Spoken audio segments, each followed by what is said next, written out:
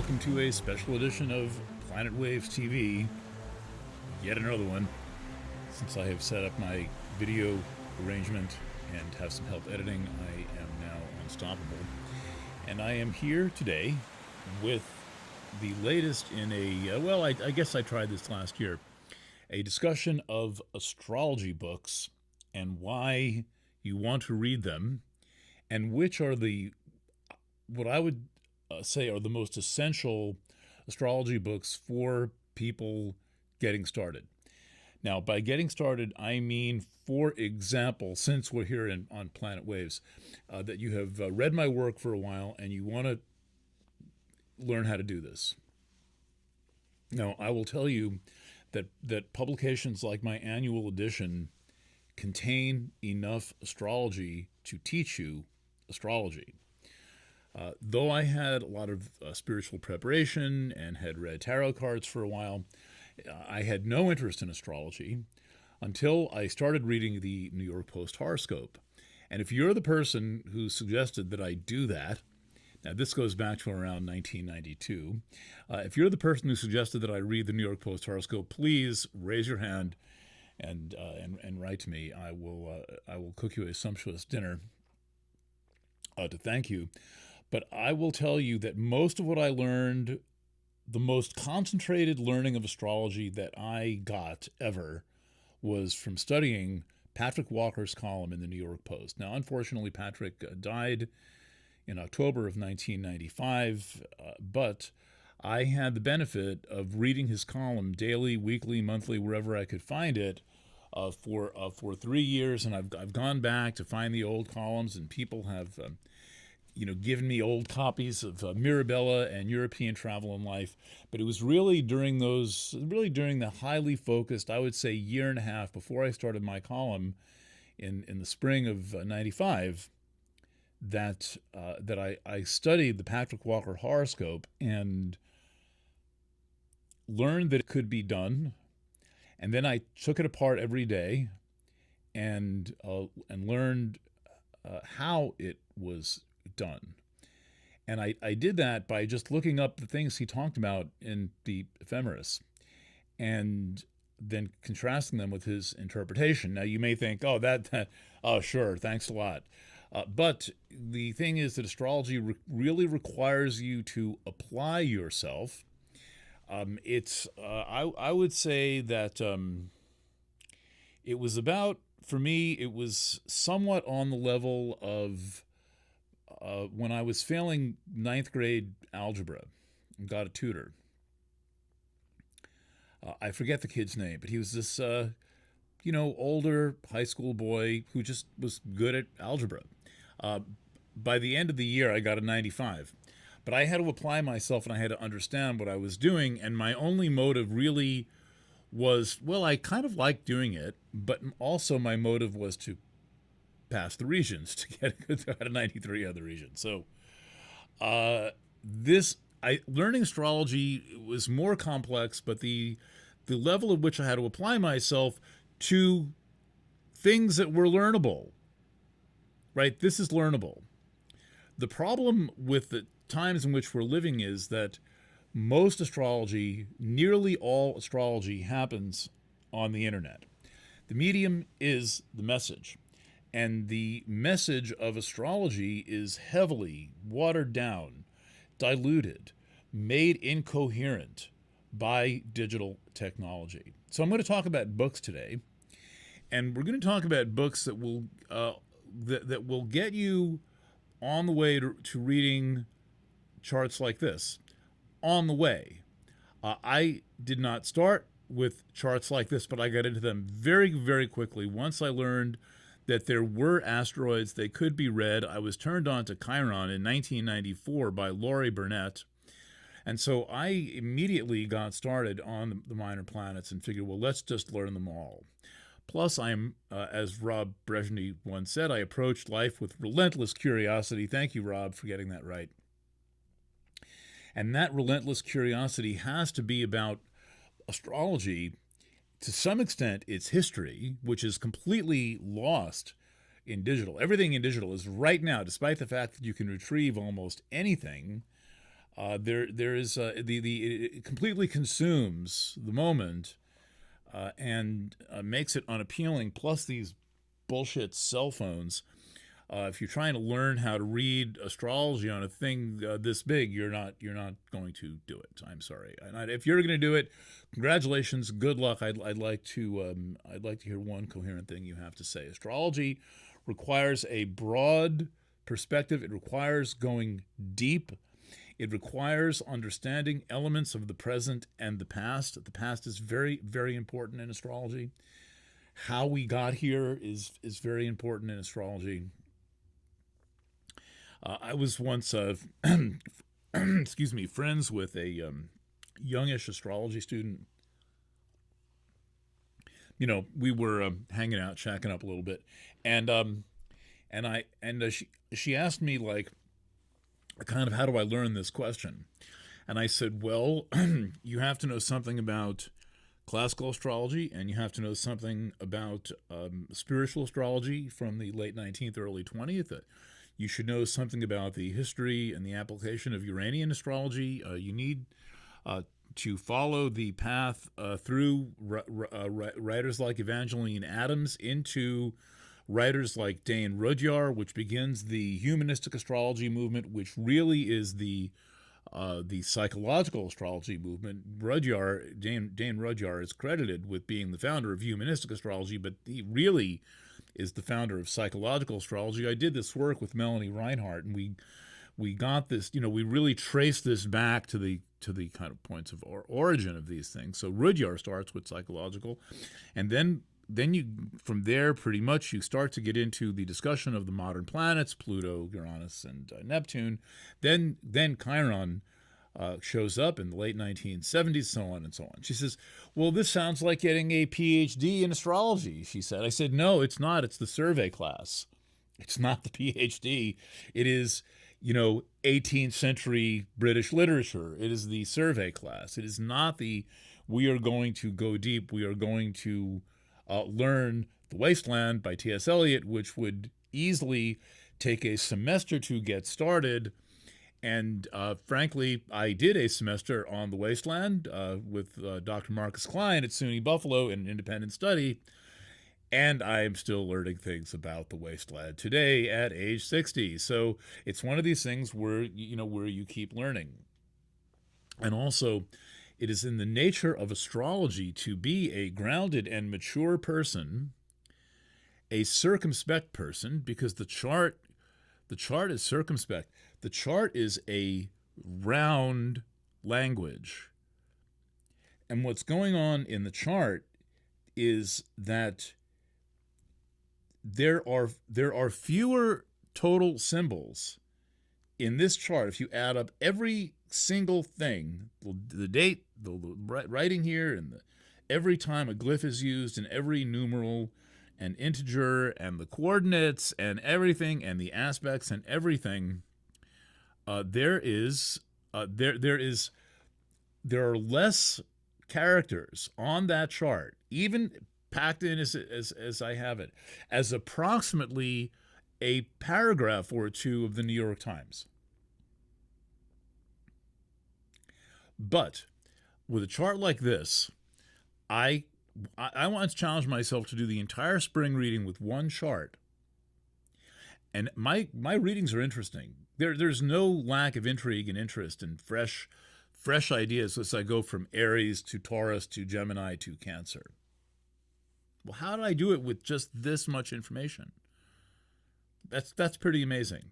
And so one of the things you're going to learn doing astrology that no book teaches you, and that I'm the only person I've ever heard say this, is that you're going from reading a linear left-right type of language, or right-left in the case of Hebrew, which works just as good as any other language, into a language where everything relates to every other thing. That's why astrology is so powerful, that this relates to that, relates to that, relates to that, and there's going to be some relationship between Neptune in late Pisces with the Gemini new moon. This is a chart from 2024, by the way. And so what you're learning how to do is how to relate everything to everything else. That's the skill. Put that in your article, as they say at press conferences. That's the thing you want to learn. And there are not books that teach this.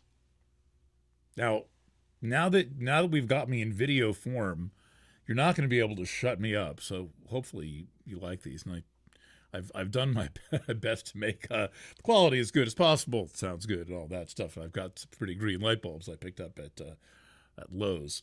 All right, let's talk about books. And first, why a book? A book is a coherent body of work. My articles are coherent bodies of work, but most articles are not coherent bodies of work, with the problem being on the coherency, the cohesion, the tie it all together feeling of the article.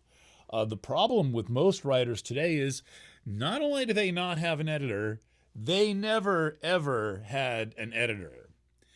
I am sorry, it is very, very difficult to be a barely decent writer if you have not had an editor. You need to translate from your mind to the page to an editing process that's going to get you into the reader's mind and not waste their effing time and leave them wondering what the hell they just read and why they wasted 20 minutes of their life that they can't get back reading something that you wrote. So the thing with a book is, maybe you didn't write it, maybe you're intimidated. I mean,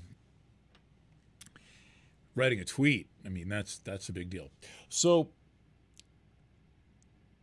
books have editors. Books are not perfect, but books have an editing process that they go through, and the writer is expected to go through a preparation process. And I'm not saying that they're all good.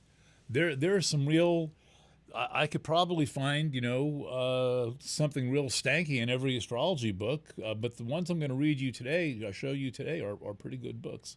But books go through an editing process. They are this compact format, which you then move into as a reader. I don't have my copy of Zen and the Art of Motorcycle Maintenance. My current book. Oh, we're going to need this. But that when I'm reading, my reading travels with a notebook and a pencil, and everywhere I go that I'm reading, and I like to go places and read, just to show young people that books exist. Like, this is totally a show. Like, I was sitting in the diner in, what the hell town was that? Great diner, packed. Teenage girl sitting next to me, and I thought, all right, I'm going to show this girl how it's done. I open the book, I'm writing, I'm underlining carefully in the book, writing notes in the margin, the book's falling apart. Then I stop, and then I write things in my notebook. And I'm like, she's going to think I'm a really bold adventurer. She grows up, she's going to want to be like me. Not so much. But I'm telling you that if you want to be an astrologer, if you want to be an astrologer and be a worthwhile astrologer who doesn't send people down the river, who doesn't turn people against themselves, because astrology can do both.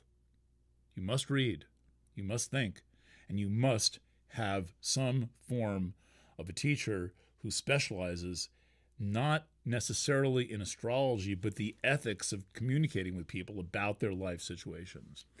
And I am sorry to say that none of the books that I'm going to show you have much to say about communicating with people about their life experiences. I have a lot to say about it, and I demonstrate it constantly in my audio and written readings, which are, I think you will agree, that it could very well be that the 2020 spring reading could teach you more astrology than all the books you've ever read. Or the 2025 annual edition of Planet Waves, The Awakening, can teach you more about astrology than any book you've ever read. Because I'm demonstrating how it's done step by step and showing that it's possible. That said, let's talk about some astrology books. When you are starting a new endeavor, the most important thing you can have is a thing that tells you what the words mean. There are going to be words. All right, bro? Words. And a book, there's a thing. A thing. It's a book. It tells you what words mean. Look at this. And you don't have to read this whole thing, but let's find one randomly. Panasophia. But never heard of it. Now I have. You have right exactly at the same time I have. A term used by the historian Hasse in his study of harmonics of Kepler. Kepler. Laws of planetary motion. As denoting an attitude of mind arising from the Hermetic tradition. Whew! Wow! Which, he says, strives toward presenting a unified harmonic picture of the world, often using fantastical and seemingly obscure materials in the picture building. Wow. That's great. It's a holistic and hermetic attitude, which Hasse contrasts with the Fissiparous attitude of the Mythesis Universalis. In effect, it is the late Hermetic tradition recorded in the writings of such occultists as Pico della, Regiomontanus, a bunch of other people whose names I can't pronounce. Wow. So this is now, I've never had to look that up. I haven't read this book straight through. I don't have the patience to just read a dictionary, but now I'm tempted. But when I want to know what a word means, I go to the dictionary. I am in the Etymology Online Dictionary almost every day. I keep a couple of these laying around. Put this back. I just have that there to raise it up a little bit. You need a dictionary. Because if you don't know what words mean, you don't know shit. Especially in a technical topic where the dictionary is not going to give you a good definition. Oh, I forgot the first one. We're going to use that in a sec. We'll get to that, and I'm going to pretend I said that first. Now, this is similar to a dictionary. It is not. It's kind of an encyclopedia. It is in a dictionary form. It's just quick to that. And it too describes concepts, and you don't have to sit and read it. But when you come across a concept, any concept that you don't understand, you'll look it up in both Fred Gettings, the Arcana Dictionary aforementioned, and in the Astrology Encyclopedia. You can pick this stuff up today cheaper than I buy Canon DSLR lenses. I have the lens collection of my dreams. Everyone's going mirrorless. And books are the same way. You probably pick these books up for $2. And then you use them. And you use them when you come to a word that you don't know. I went all the way to grad school to hear my professor say, when you're reading a Shakespeare sonnet, you must look up every single word in the Oxford English Dictionary. That was really good advice. And I don't use the OED. I use the Etymology Online Dictionary. First and foremost, an astrologer must have an ephemeris. Hold on one second. Stare at that pretty cover of the Aureas Ephemeris. They're based in Paris in the 5th arrondissement.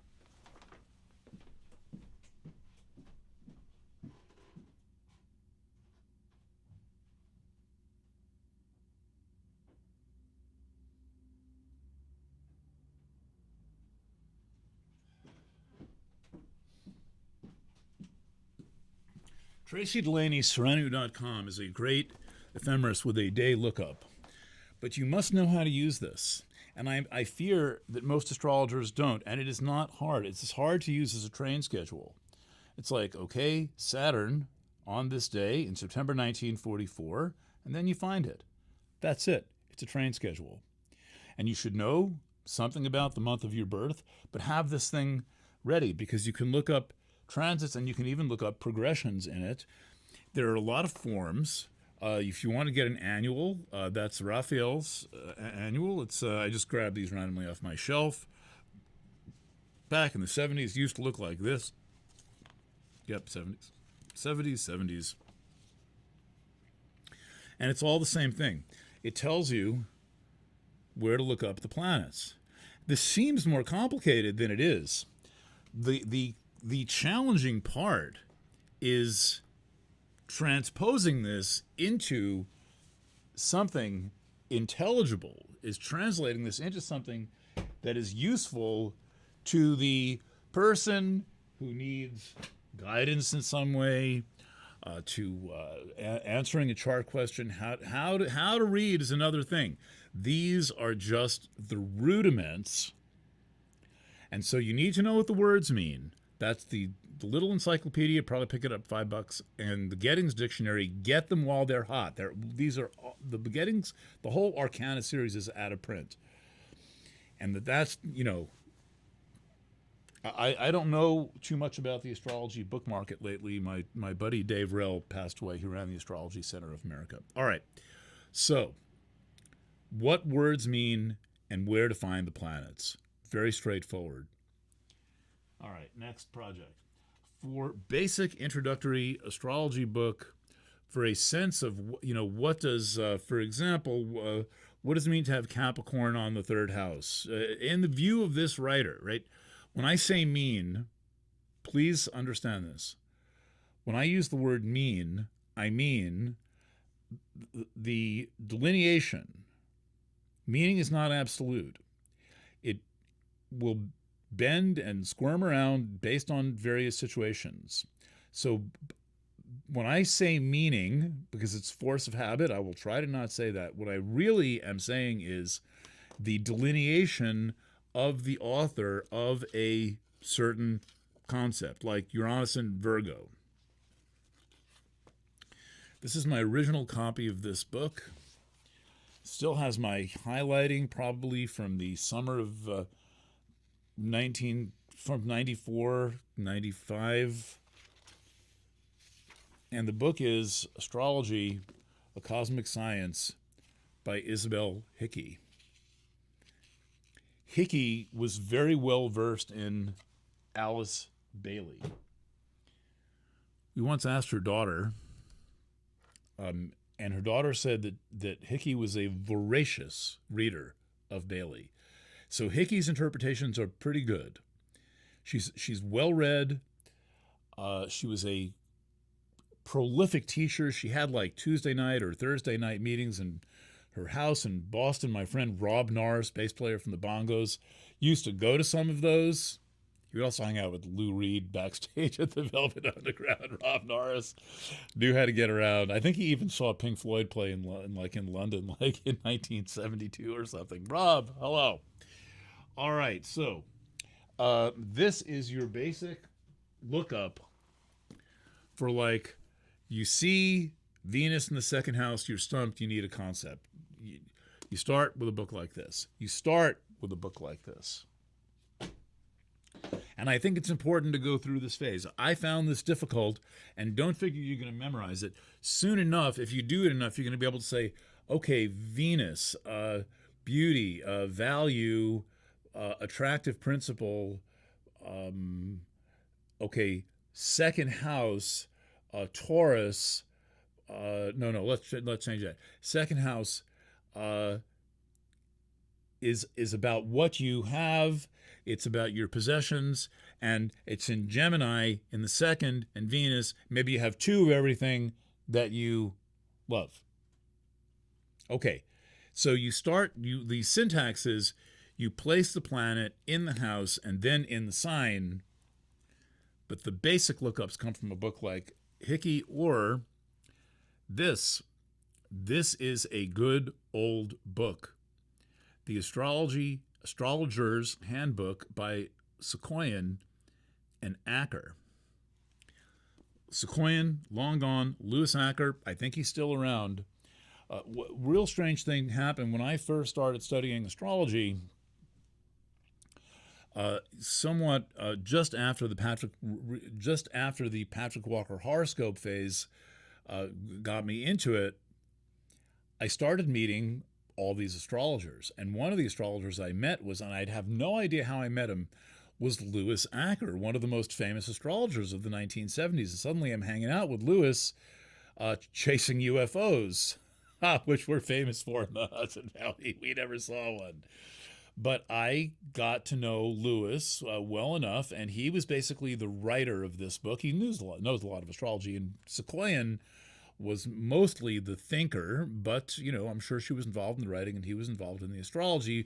But what I'm saying is I've got a personal connection, and whenever I look something up in this book, there is some wisdom to it. It is at least intelligent.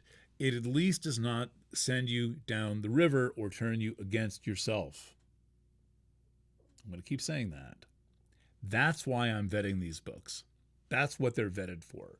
They don't send you down the river or turn you against yourself. None of them come with a free razor blade. A lot of books should come with a free razor blade. Astrology books. So you can cut your wrists. Why bother living? That's how bad some of them are. The ones I'm telling you today, not so. They pass muster in a certain spiritual and ethical sense, and the astrology is coherent. All right. How long is there? Some kind of a timer? All right, we're going. I'm using new software. Okay, for a similar book and a absolutely brilliant read, you're going to want to read this whole thing. It's so damn funny. Debbie Kempton Smith, another person I knew personally. Again, I've been very fortunate, and I have a thing where I have to meet everybody. Like I don't know if other people have this, but I have to meet people and find out what they're about. So I once had a Thai dinner with Debbie Kempton Smith in the city, and her partner somehow was at my parents' wedding. I just found that out like a year ago. Her last partner, she probably passed away maybe 2 or 3 years ago. So I met Debbie, and she's wicked funny. And that's the beauty of this book. You memorize this book because it's so damn funny. And this book makes no spiritual pretenses whatsoever. It is one long bitch slap, and it is brilliant as a bitch slap. For example, Venus and Aquarius. Ever see those $50 robots they sell at Sears? Moon and Aquarius. You're deep as the kitchen sink. So she basically flew around the country staying in motels and doing readings for people, writing this. It is essentially a very good satire on astrology secrets from a stargazer's notebook. One of the last great astrology books ever published. And sad to say, it came out in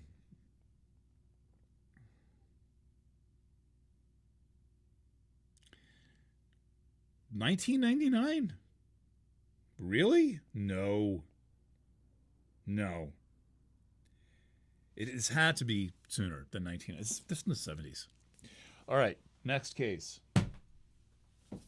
Her teacher, Al Morrison, one of the greats.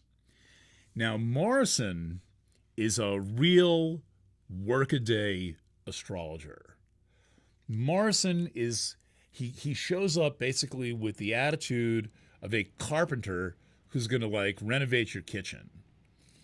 He's a practical philosopher. Al H. Morrison. I didn't know there was a book that collected his writing. A lot of this is emails, letters to people like Tem Tariktar, the Mountain Astrologer, essays, articles, transcribed lectures. He wrote no books. He wrote a lot of articles and emails and gave a lot of lectures. It's an easy book to read, and there is some great stuff in this book. This is where a year ago, a little bit less, I think maybe a little bit less, when I found this thing, I discovered the quindecile aspect, 165-degree aspect. I had no idea. This has opened up a whole new branch of my thinking in astrology. One aspect, the quindecile. So with astrology, you're constantly learning and recontextualizing. And it's important to take what people say as delineation, not ultimate meaning, which gives you a lot of creativity. And that means a lot of room to screw up. All right, almost went through this collection pretty darn quick. Maybe add a couple of more. All right, next, Chiron. Now, there are really two authors who have competently delineated Chiron. One of them is Barbara Hand-Clough, and one of them is Melanie Reinhardt. We'll get to her books in a second. Barbara got a lot of her ideas from Zane Stein, which she's probably still pissed off about.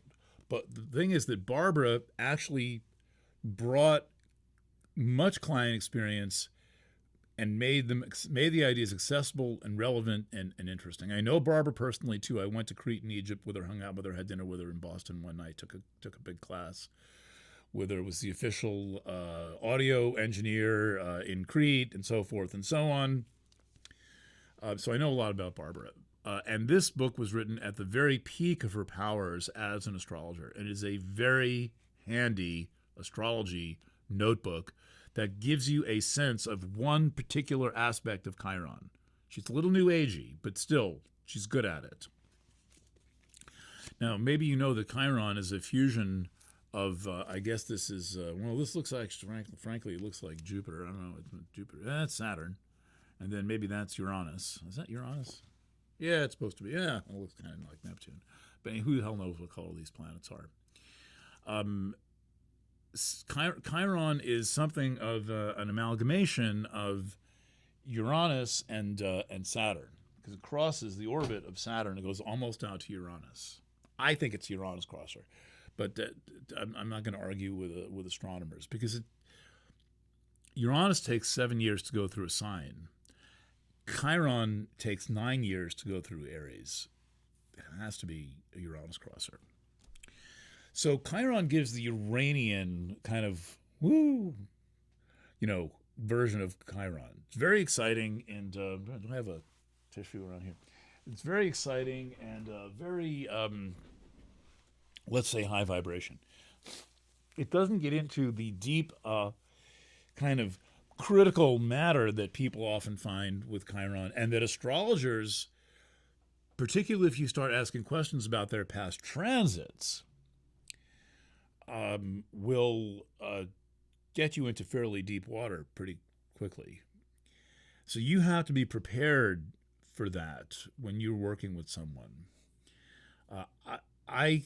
If I were running some kind of an astrology school, I would require everyone to have at least 2 years, but at minimum 2 years of therapy, so they know what it's like to put their trust into someone's hands, which is what someone does when they sit down for a reading. You have a lot of authority in their mind, like telephone to God, they think. And so it's very easy to say things that turn people against themselves. And if I've ever said anything in any reading at any time that ever turned you against yourself, I am so sorry. Write to me. We can talk about it. I work so hard to teach what I think is one of the most important life skills, which is how to be your own best friend. Barbara gives the Uranian concept of Chiron. Melanie Reinhardt gives the Saturnian view of Chiron. Much slower, more grounded, more oriented on doing the work, a very Saturn thing. And I do recommend reading this. I mean, it will take you some time. It's not none of these books are that long. They're not as long. This is 400 pages. I read it once you get rid of all the appendices and epilogues and stuff, it's 340 pages. However, you may find this to be more accessible. I would start here. It's actually called To the Edge and Beyond, Saturn, Chiron, and the Centaurs. And the publisher switched it. But I think that To the Edge and Beyond, much better title. And Saturn is the edge, and beyond the edge are the centaurs. And this is a transcript of let me get it on the screen here. It's a transcript of a full day seminar on Saturn and the centaurs. And so Melanie is very Saturnian. She starts with Saturn. And to understand astrology, you have to master Saturn. And you will get a good sense of Saturn from the books I've described. The Acker is great, and Hickey loved Saturn. If you meet an astrologer who doesn't really respect Saturn, well, where's your spine? Where's your bones? Where's your skin holding it all together? That's Saturn. So Saturn, Chiron, and the Centaurs starts with a delineation of Saturn in a discussion format. So it's lighter reading, but there's gems in there. And then she goes through Chiron, and then Pholus, the second centaur, and Nessus, the third centaur. And you get a sense of what these things are about. Now, the learning is in the using. The learning is in the practice. And I'm not expecting you to read all these in 1 year, but you should know what they are. And I think these are it's only 10 books. It's the bare minimum to have a sense of, the tradition and a sense of grounding. And we really, I think with people like Hickey and with Debbie Kempton Smith and Acker and Sequoian, they are really the best of the 70s, the best of the 1970s, for accessible, that treats the personality level, that goes to a spiritual level, except for Debbie Kempton Smith, but she's so wicked funny, you get the point. All right. Speaking of the 70s, Dane Rudhyar, an astrological mandala. This is the Sabian Symbols book. This is a Falling Apart first edition. Let's go for emphasis. Let's go to the falling apart part. And this is a degree by degree system. It's based on the work of the Reverend Dr. Mark Edmund Jones, who actually did the channelings in Park One Day, I think in 1930 with Elsie Wheeler. But then I find there are some people who love the Reverend Dr. Mark Edmund Jones, not the contemporary Mark Jones. That's why I stick the Reverend Doctor in front of him. But I really prefer Rudhyar's interpretation. For a while, I kept Mark Jones's together so I could see what Rudhyar did in the rewrite and how he reinterpreted it. But this is where I use these judiciously, but they sometimes are very fun. Sometimes they are amazingly eye-opening. Now, this book was for a while. It was out of print. You should see my original copy from 1994. It should be held together with a rubber band. I do not hold it together with a rubber band, but it should be. It's falling apart that much. I have heard a rumor that it is back in print, and if you look around, you'll find it. And someone has put the whole thing online. Okay, so but that's your degree by degree go to, and it's Rudhyar, and I think that it's Rudhyar's best work. Hold on, I want to put that on the screen and take it. I'm going to step away in the other room for a second where there's a bookshelf.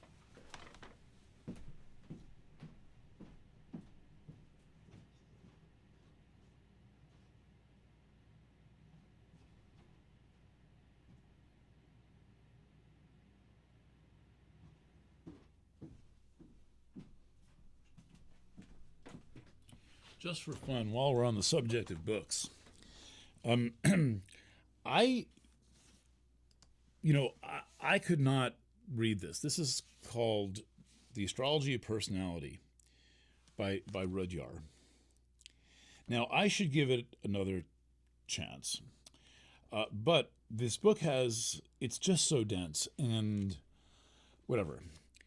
But Alice Bailey suggested to Rudyard that he write this. So Rudyard knew Bailey. So one thing we get with Rudyard is we get a direct line to Alice Bailey. I think these direct lines are very important.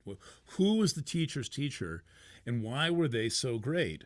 Well, if you read esoteric astrology, you'll get a feeling of what Bailey had going for her.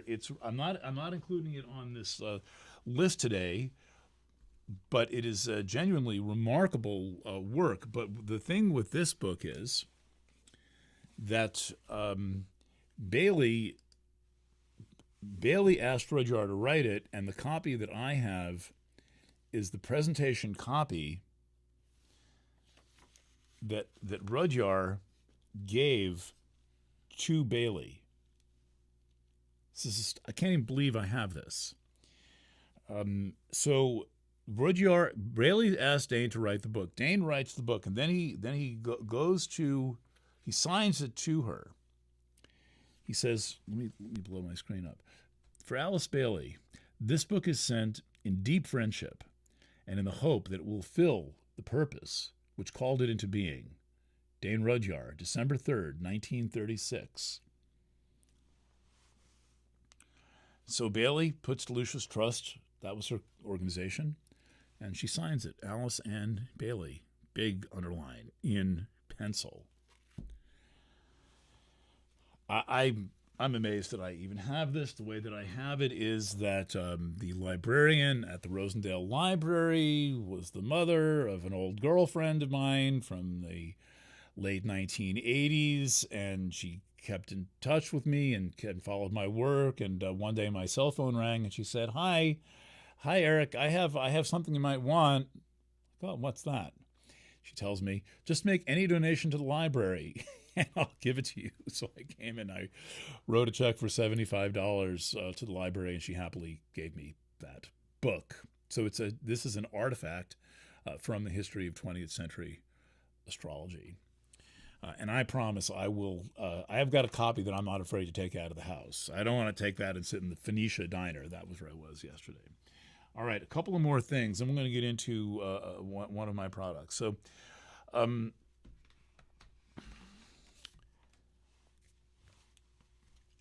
this is one of my favorite astrology books ever written. This became Rob Hand's doctoral thesis. And if you're wondering where the current emphasis and my emphasis on whole sign houses came from, it is this book by Rob Hand. It's the second book in the Project Hindsight series.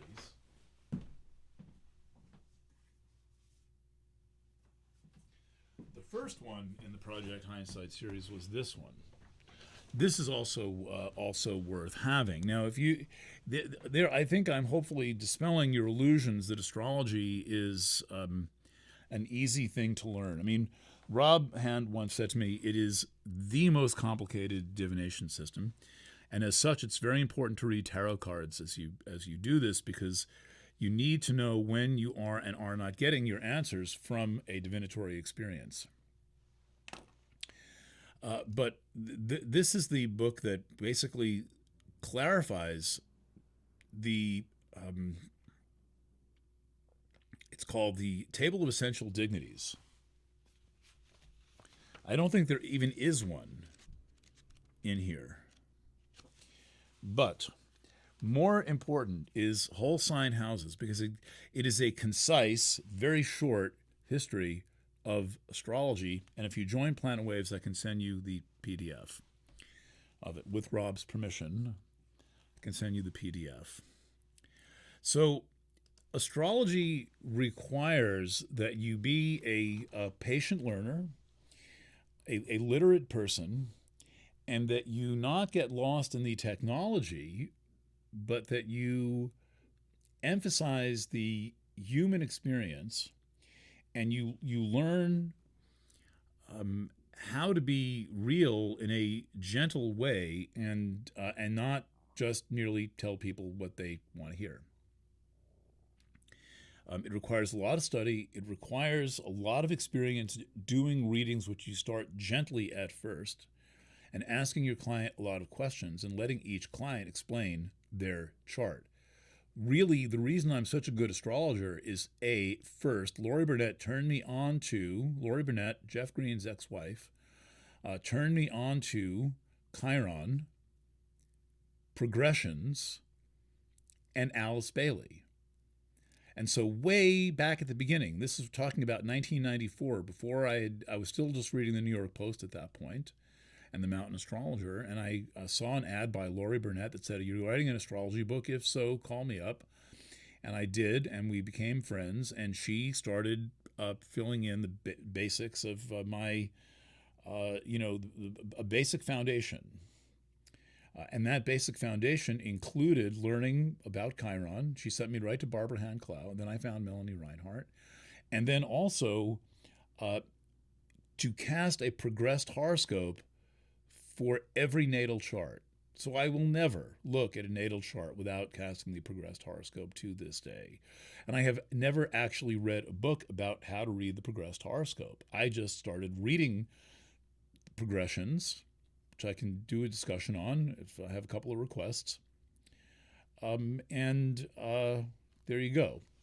So, and then, progressions and Alice Bailey, very, very important. She sent me her tattered copy of Esoteric Astrology by Alice Bailey, which I think nobody really totally understands it. But what you pick up from Esoteric Astrology is mostly her viewpoint. You get a viewpoint. You learn a perspective. And how you approach the work in astrology is very, very important. I offer a thing, this is not a very fancy-looking one, called the Advanced Chart Kit. And what this is it's time-intensive to put together. I know it may not, seem like it's very much, but it's also my work. And it basically is a notebook that comes with my Astrology Revealed book. It will begin with all of your charts in the front, and then I always stick in my satires into astrology, into my astrology kits, whatever I've got on hand, till I'm down to the archival copies. This is a spoof on it's actually a spoof on Pluto, based on an incident that happened at Norwalk. In fact, it's a response to a Jeff Green lecture at Norwalk. I put out a whole satire and brought it back.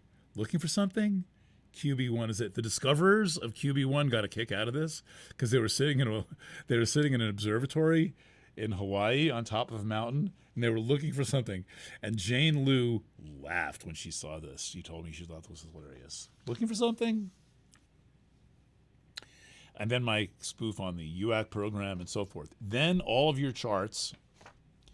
I may not have any copies of QB1 left, but if I have one, the first couple of people will definitely get one. And then my book, Astrology Revealed, which is a 60-page. Rob Hand said this was impossible, or he said, good luck with it.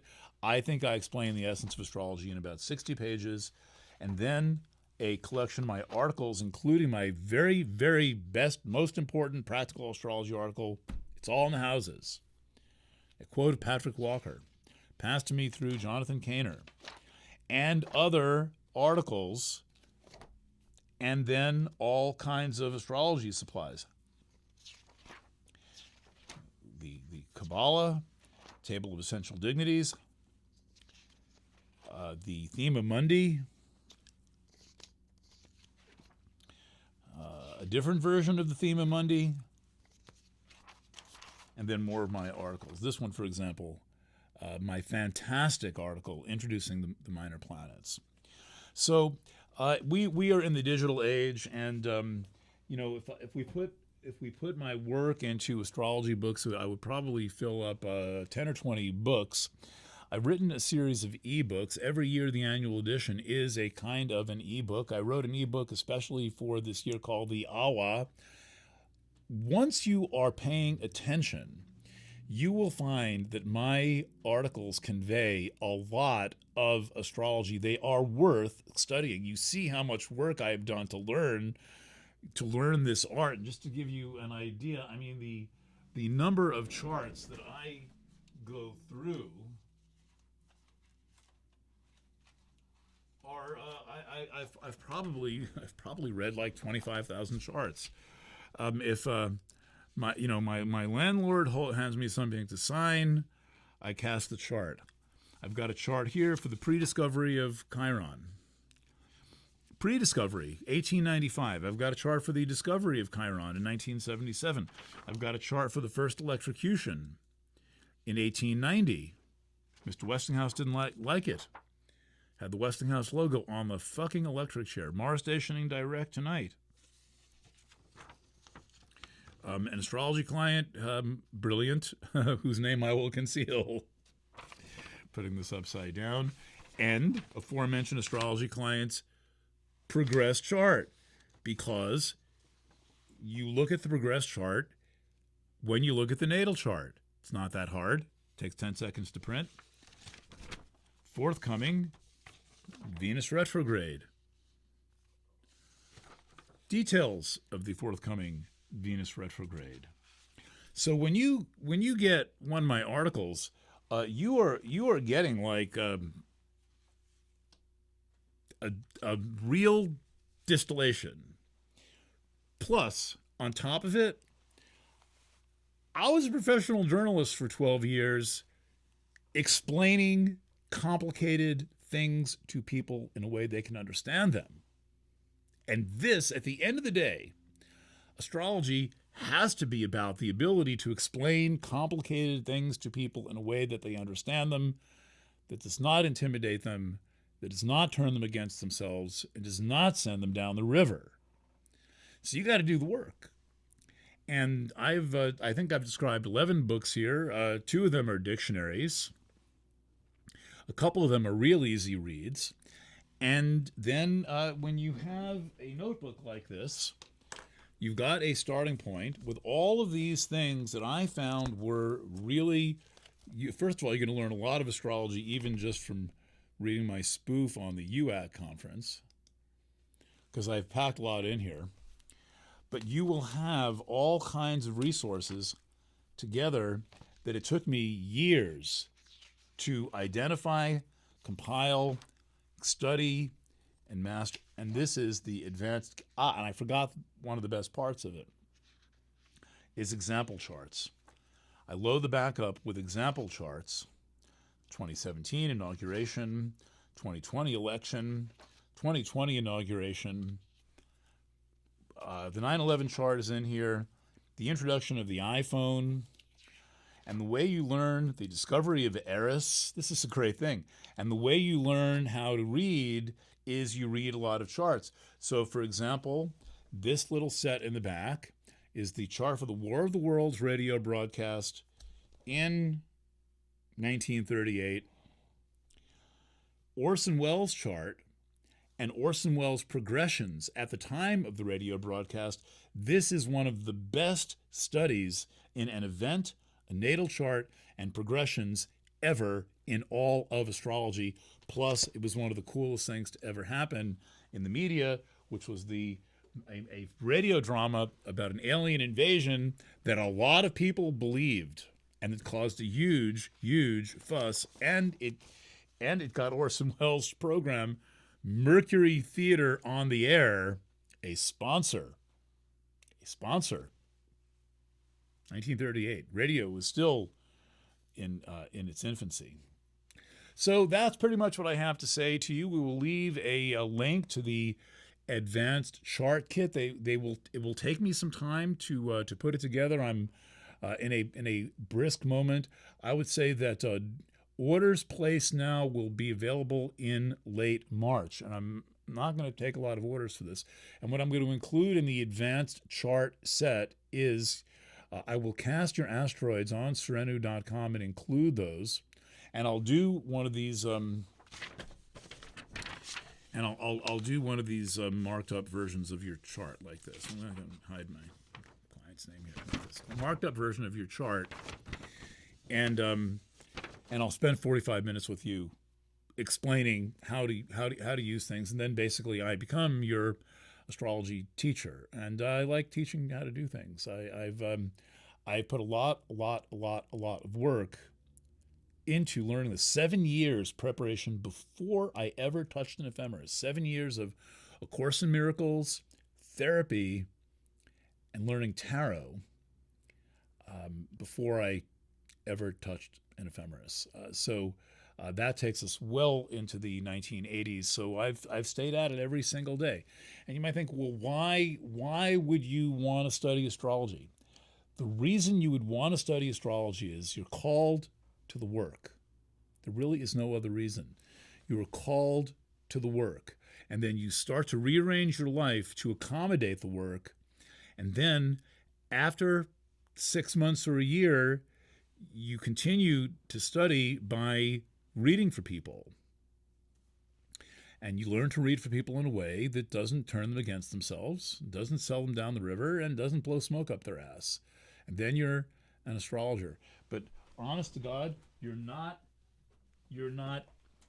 any kind of astrologer unless you can pick this thing up and look shit up. And learn how to do this in 5 minutes. It is easy. Yes, it's thick. It includes an entire century from 1930 to 2030. I keep going through them.